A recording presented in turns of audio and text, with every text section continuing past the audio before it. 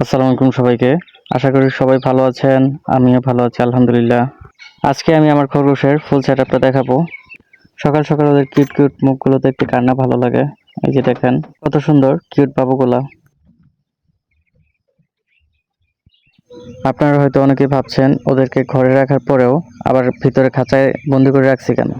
এটার কারণ হচ্ছে ওরা এই যে এদেরকে প্রচুর মারে, দৌড়ায়। এই জন্য মূলত ওদেরকে খাঁচায় বন্দি করে রাখা।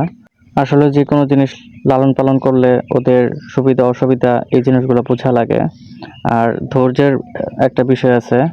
আপনার ধৈর্য প্লাস ভালোবাসা থাকলে ওদের মন জয় করতে পারবেন। এখন পর্যন্ত ওদের সবার নাম রাখা হয়নি, শুধুমাত্র ওর নামটা রাখছি। ওর নাম হচ্ছে সিম্বা।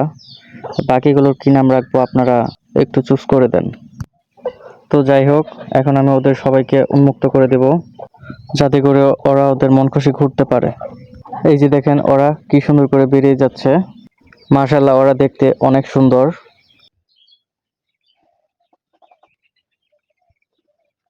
এখন আমি ওদেরকে একটু কলাপাতা দেব।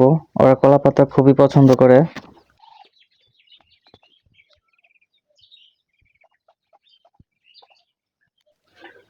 দেখেন ওরা কলাপাতা কত সুন্দর করে খেয়ে নিচ্ছে। ভিডিও যদি ভালো লাগে অবশ্যই লাইক কমেন্ট শেয়ার করবেন, চ্যানেলটা সাবস্ক্রাইব করে দিবেন। আজকে এই পর্যন্তই, দেখা হবে নেক্সট ভিডিওতে। ততদিন সবাই ভালো থাকবেন। আল্লাহ হাফেজ।